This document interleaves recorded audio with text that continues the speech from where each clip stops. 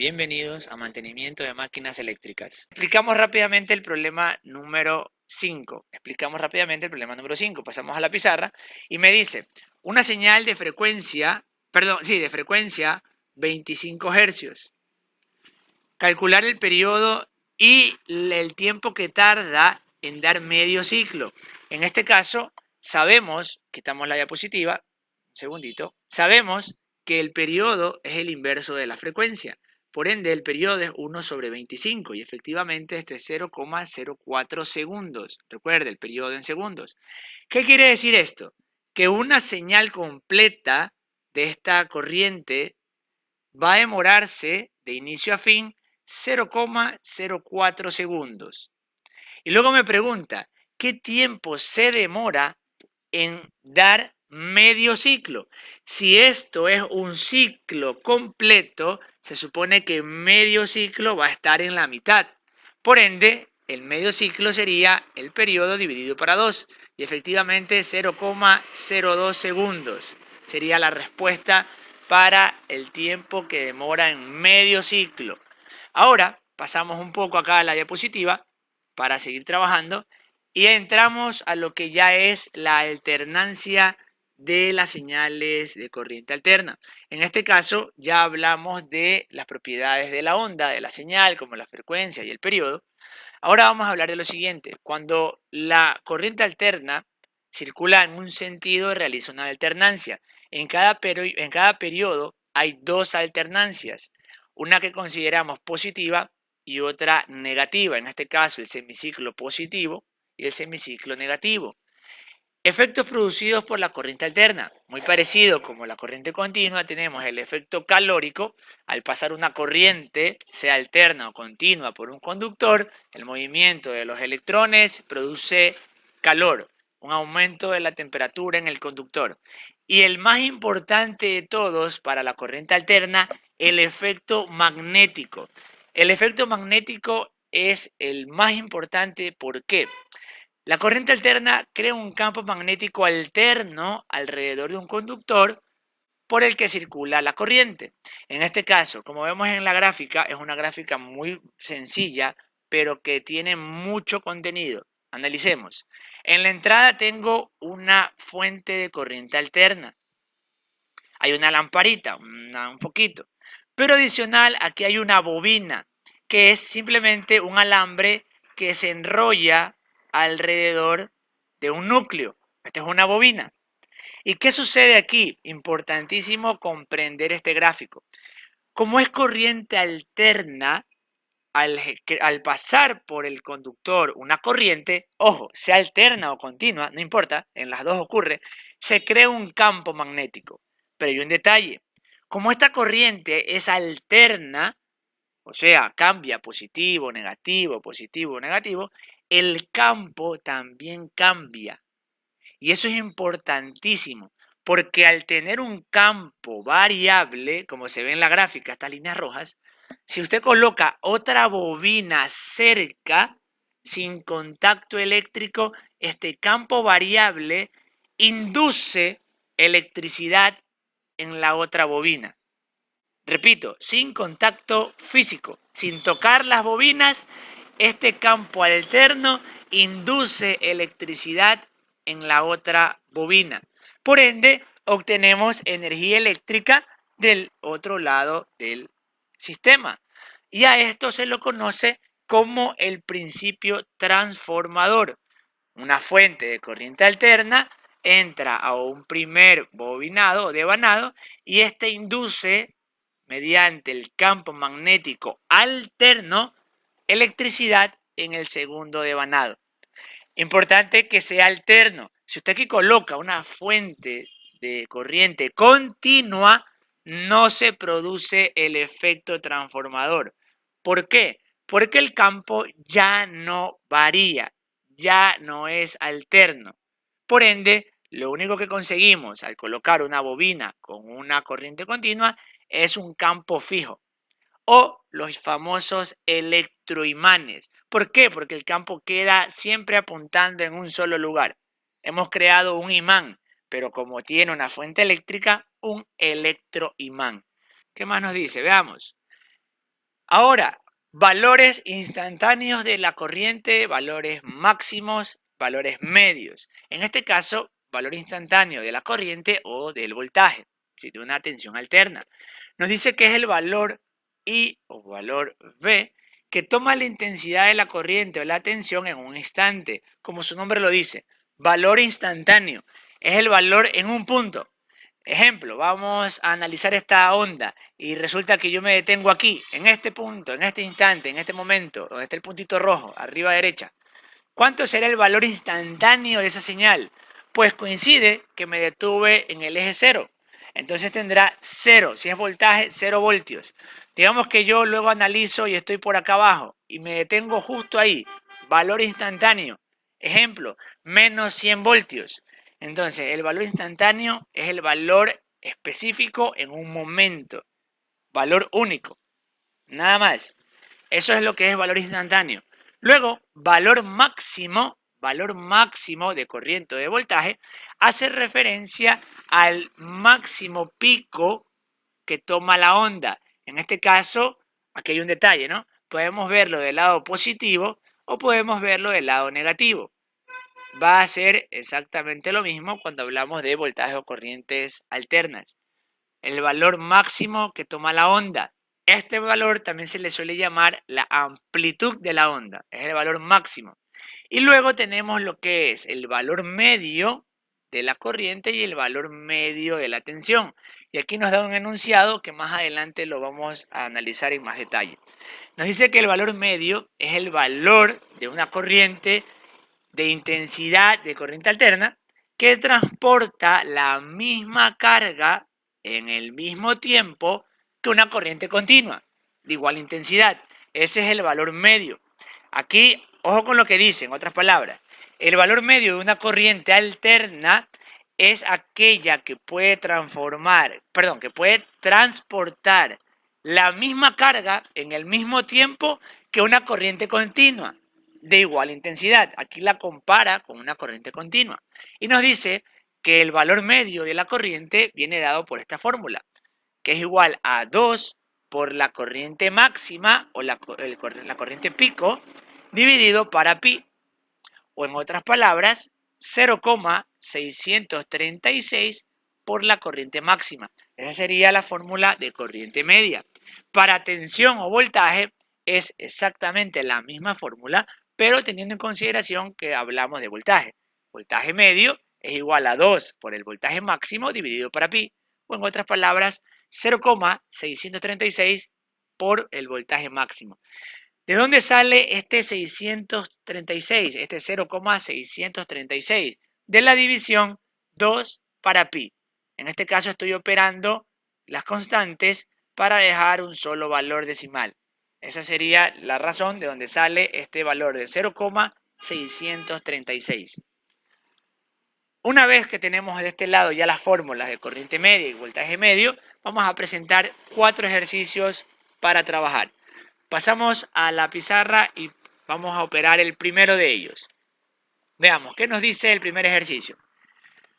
Una corriente alterna senoidal tiene de valor máximo 20 amperios. Ojo acá, tiene una corriente máxima 20 amperios. Me pide calcular cuál es la corriente media.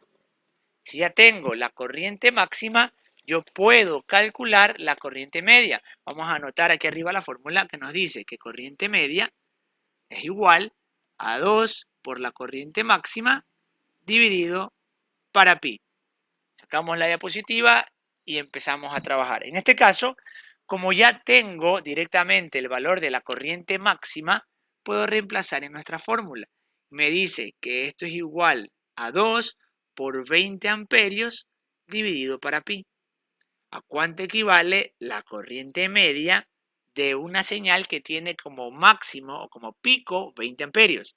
Y aquí importante, cuando hablo de corriente máxima significa lo siguiente, analice, observe. Tengo una onda y resulta que el máximo valor que toma esta onda son esos 20 amperios. Esa es la corriente máxima. 20 amperios. Es el pico, el máximo valor que toma esta señal. Esa sería la corriente máxima. Y obviamente la corriente media debe de estar por debajo de estos 20 amperios. Esta es una forma de confirmar que hemos calculado de manera correcta. Ya me pasan por el chat los resultados y me dicen que sale una corriente media de 12,73 amperios. Y efectivamente, si analizo la gráfica, 12,73 está por debajo de 20. Entonces, efectivamente, he operado de forma correcta esta corriente media. Estamos viendo la corriente máxima, que es este punto, o corriente pico, y estamos viendo corriente media. Trabajamos el problema número 3. Nos dice que tenemos un valor pico de 311 voltios. ¿Cuál será este voltaje medio? Para eso vamos a emplear la otra parte de la fórmula donde ya tenemos desarrollado el 2 sobre pi, que es 0,636.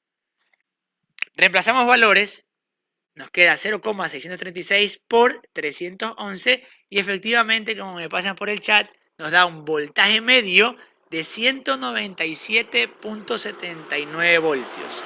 Quiere decir que tenemos un voltaje medio igual a 197,79 voltios en esta señal de tensión alterna. Pasamos a la presentación. Ya sabe que los otros problemas quedan para que usted los pueda resolver y practicar. Y avanzamos ahora para hablar de valores eficaces. En este caso, ¿qué sería el valor eficaz? Pues bien, el valor eficaz de una intensidad de corriente alterna que produce un circuito la misma cantidad de calor por efecto Joule que una corriente continua de igual intensidad. Analice lo que dijimos hace un momento en valor medio. En valor medio decíamos que el valor medio era igual a la cantidad de carga que podía mover una corriente continua. Pero el valor eficaz nos habla ahora del efecto Joule, o sea, la cantidad de calor que genera una corriente continua. Esa sería la forma en cómo se enlazan las corrientes alternas y continuas o valores alternos y continuos. El uno con respecto a la carga que puede mover y el otro con respecto a la cantidad de calor que genera. En otras palabras, nos dice que la corriente de valor eficaz es igual a la corriente máxima dividido para raíz de 2. Y asimismo en el voltaje se aplica la misma fórmula, obviamente teniendo en consideración que hablamos de voltaje. Algo importante, usted durante todos sus ejercicios que ha desarrollado en lo que es circuitos, ley de Ohm, ley de voltaje de Kirchhoff, ley de corriente de Kirchhoff, usted siempre ha utilizado valores eficaces. ¿Por qué? Observe estas dos fórmulas. Solo me dice I, solo me dice V. No hay más. En cambio, en valor máximo me dice I máxima. Y en valor medio me especifica con la M minúscula. Pero usted toda la vida ha colocado V e I. Entonces, usted siempre ha trabajado con valores eficaces. Y en realidad, lo que usted siempre opera son valores eficaces. No trabaja con valor medio, no trabaja con valor máximo. A no ser que el problema lo requiera, obviamente. Por lo general, se opera con valores eficaces. Ojo ahí con ese detalle. Entonces, traemos las fórmulas de valores eficaces y planteamos 5 ejercicios para resolver. Vámonos a la pizarra, planteamos acá la diapositiva y presentamos el problema número 1. Me dice, una corriente alterna senoidal tiene un valor máximo de 20 amperios. Me dice que la corriente tiene un valor máximo de 20 amperios. ¿Cuál será el valor eficaz de esta corriente? Ya no valor medio, sino valor eficaz. Para eso empleamos la fórmula que nos dice que la corriente en valor eficaz es igual a la corriente máxima dividido para raíz de 2. Quitamos la diapositiva y podemos proceder a resolver. En este caso, la corriente de valor eficaz es igual a la corriente máxima, que son los 20 amperios, dividido para raíz de 2. En este caso, vamos a graficar la onda y voy a decir lo siguiente. La corriente máxima, ya sabemos que es el pico de la señal, son los 20 amperios. Ya vimos que existe un valor medio. Ahora vamos a trabajar con el valor eficaz de la señal. Me dicen que el valor eficaz es igual a 14,14 amperios. Este es el mismo problema que trabajamos en valor medio. ¿Cuánto nos salía la corriente de valor medio? Recuerda, fue el problema anterior que trabajamos. Me dicen que la corriente media era 12,73 amperios. Quiere decir entonces que el valor eficaz está por aquí, 14,14. Este sería el valor eficaz. Y el valor medio está más abajo. Y son estos 12,73 amperios. Observe que ahí tenemos la relación entre los tres valores. Vamos a poner los nombres para no confundirnos, ¿no? Confirmemos que la otra parte nos decía que I eficaz es 0,707 por la corriente máxima. ¿De dónde sale este 0,707? Debería salir de la operación de 1 dividido para raíz de 2. Por favor, confirmemos que esto efectivamente es así. Entonces confirmamos de que este término sale de la operación de 1 para raíz de 2. Lo que vamos a hacer acá en la gráfica, esto sería la corriente pico o máxima. Esto sería lo que es corriente eficaz y esto sería valor de corriente medio. Observe que la corriente media y la corriente eficaz están muy cercas, pero no es lo mismo. No puede decirme que es lo mismo. 14 amperios y 12 amperios no es lo mismo. Cuidado ahí con ese detalle. Vamos a pasar a la diapositiva y vamos a plantear el problema número 5. A ver cómo nos va. En este caso, ¿qué nos dice el problema número 5? ¿Cuál será la tensión máxima? Ojo acá. Entonces no tengo la tensión máxima que deberá soportar un aislador que separa dos puntos sometidos a una tensión alterna senoidal de valor eficaz 30 kilovoltios. En este caso me da el valor eficaz y me pide cuál será esa tensión máxima que va a soportar ese aislador. Entonces ahora, empleando la fórmula, pero ya de tensión, voy a decir lo siguiente. Tensión eficaz es igual a 0,707 por voltaje máximo. Me da valor eficaz. Ahora debemos hallar valor máximo. Para eso, este 0,707 que está multiplicando, lo pasamos a dividir y decimos que el voltaje o tensión máxima es igual a la tensión eficaz dividido para 0,707. Reemplazamos valores, esos 30 kilovoltios, recuerda que está en kilovoltios, dividido para 0,707. ¿Cuál será ese voltaje máximo que va a soportar ese aislador?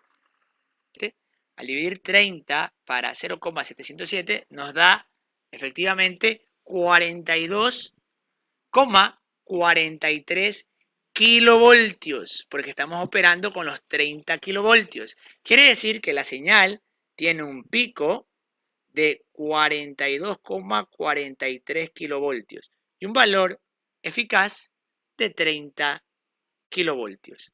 Esa sería la representación de esa señal, hablando de valores eficaces.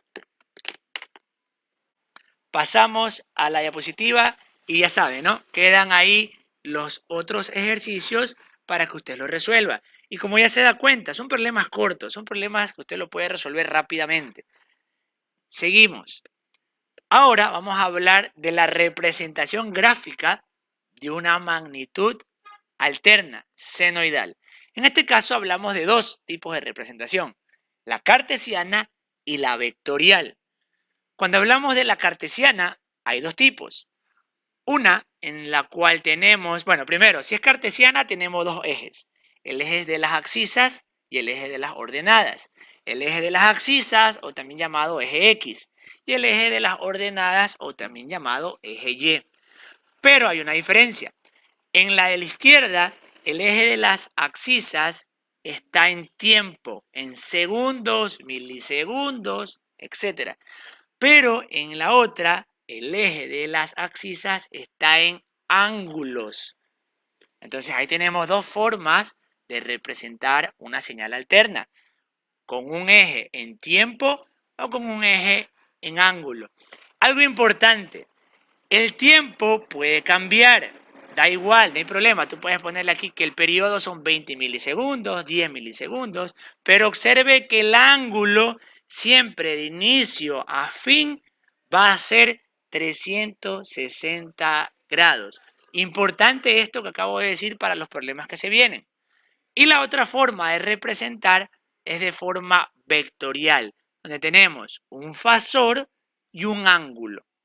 En este caso, el fasor se mueve porque está siguiendo la forma de onda. Si la forma de onda es, por ejemplo, 60 hercios, velocidad constante, la velocidad angular del fasor también será constante. Estas son las dos formas de representar una señal alterna.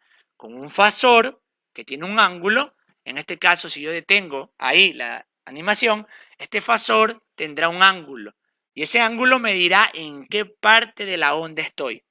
Esas son las dos maneras de representar una señal alterna. Hasta aquí el video de la sesión. Muchas gracias.